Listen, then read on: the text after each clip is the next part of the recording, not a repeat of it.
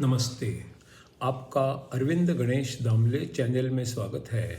मैं अरविंद दामले आपके सामने प्रस्तुत कर रहा हूँ मेरी ही कुछ रचनाएं। पहले 3 छोटी छोटी हैं मराठी में और बाद में एक है हिंदी में। ये है इन रचनाओं का 830वां भाग।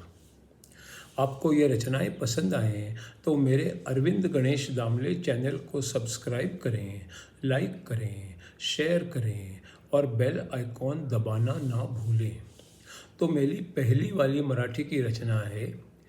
एका मुलाने मला कोडं विचारलं, ज्या बैलांना झोप येते त्याला कसं काय सांगायचं, ते काय आहे असं सांगायचं. दुसरा मुलगा म्हणाला, त्याला बुलडोझर म्हणतात. दुसरी रचना आहे.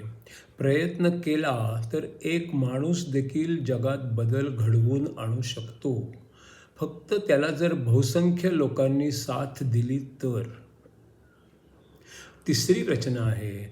आमच्या घरात कोण बॉस आहे हे मी बायकोला मधून मधून दाखवून देतो. जेव्हा मला असं दाखवून द्यायचं असतं तेव्हा मी तिच्यासमोर एक आरसा धरतो.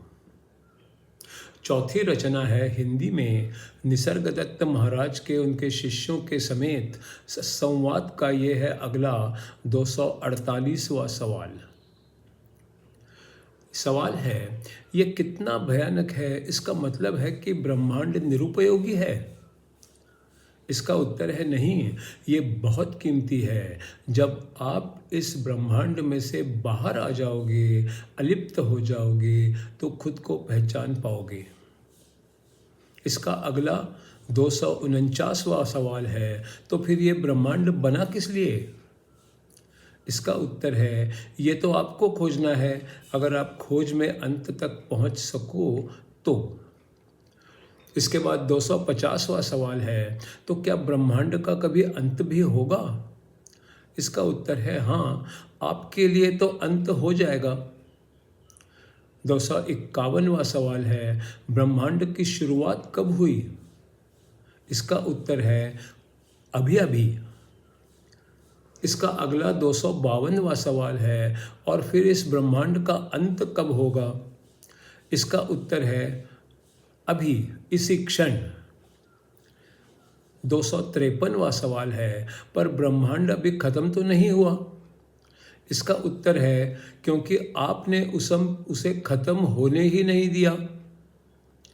254वां सवाल है, अगर वो खत्म हो गया तो मुझे तो अच्छा ही लगेगा. इसका उत्तर है नहीं, ऐसा सोचना ठीक नहीं है. आपका तो सारा जीवन ब्रह्मांड से जुड़ा हुआ है. आपका भूतकाल, वर्तमान काल, भविष्य काल, आपकी सब इच्छाएं और सब डर भी तो उसी से जुड़े हुए हैं. अगर ब्रह्मांड ही नहीं होगा तो आपका क्या होगा. 255वां सवाल है, इसी बात का पता लगाने के लिए तो मैं आपके पास आया हूँ. इसका उत्तर है, और मैं आपको ठीक वही बता रहा हूँ. आप जो सोच रहे हो उसकी विरुद्ध बाजू भी देख लेना, फिर आपके लिए सब कुछ सरल और स्पष्ट हो जाएगा. इसका अगला 256वां सवाल है, यहाँ हम 2 जने आपके सामने बैठे हैं. हम दोनों 2 अलग अलग देश के हैं, दूर के हैं और एक दूसरे से भी बहुत दूर हैं. ब्रिटेन और अमेरिका. जिस भाग में हमारा जन्म हुआ था उसका वातावरण ऐसा था कि सब एक दूसरे के साथ लड़ रहे थे. बूढ़े लोगों की एक इच्छा तो ये होती ही है कि उन्हें आशा भी होती है कि उनकी मृत्यु निसर्ग के नियमों के अनुसार हो. जो जवान हैं उन्हें ये संभव ही नहीं लगता. उन्हें लगता है कि अगर उन्होंने किसी के खिलाफ कुछ बोल दिया या कुछ कर दिया तो वे हत्या का शिकार हो सकते हैं. हर समय उन्हें डर सताता रहता है. क्या हम ऐसी आशा कर सकते हैं कि दुनिया में समता हो जाए, सब एक जैसे हैं, ये परिस्थिति आ जाए. इसका उत्तर है, आपको क्यों लगता है कि दुनिया इतनी गिर जाएगी. अगला सवाल है, आजकल विनाशकारी शक्तियां प्रबल हो गई हैं. हम बहुत कुछ नई नई चीज़ें निर्माण कर रहे हैं और वही हमारे विनाश का कारण भी बन गया है। नैसर्गिक चीज़ों पर किए हुए कब्जे का बुरा असर हो रहा है। हमारे सांस्कृतिक और सामाजिक मूल्यों पर भी बहुत बुरा असर हो रहा है।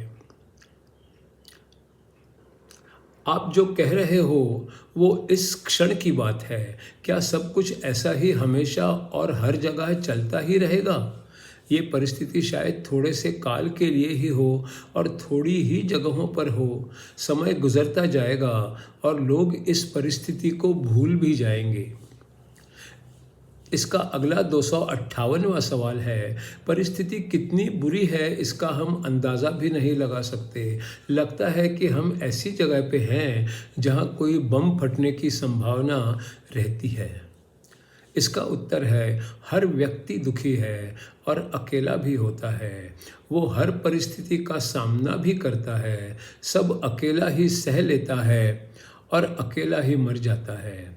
संख्या का कोई महत्व नहीं है, एक मरे या लाख मरे, मृत्यु तो मृत्यु ही होती है ना। अगला सवाल है, निसर्ग के नियमों के अनुसार लाखों मर जाएं, मुझे चिंता नहीं है और डर भी नहीं है। वो बस बदकिस्मती हो सकता है या कोई रहस्यमय मृत्यु भी हो सकती है, पर उस हालत में उसमें क्रूरता नहीं होती। मुझे दुख तब होता है जब मृत्यु बुरी हालत में होती है, दर्द और दुख से भरी होती है और सब कुछ तब तहस नहस हो जाता है। निसर्ग के नियमों के अनुसार सब कुछ बनता है और फिर ख़त्म भी हो जाता है, पर ये बात तो सही है कि कभी कभी लोग कर्म ठीक तरह भी करते हैं और कभी कभी पागल की तरह भी करते हैं। इसका अगला 259वां सवाल है, सही है, इसका मतलब ही ये है कि दर्द और दुख आपकी समस्या ही नहीं है।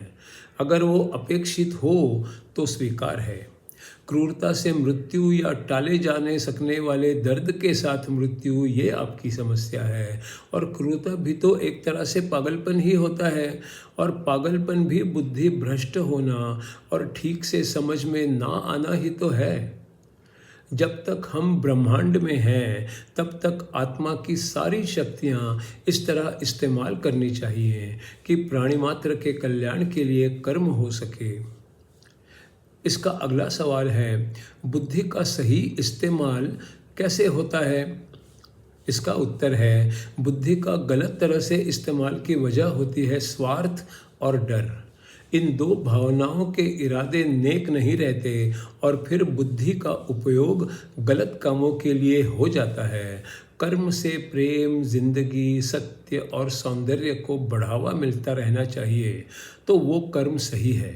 अगर स्वार्थ के लिए या प्रतिक्रिया के रूप में कर्म किया जाता है तो वो गलत कर्म होता है।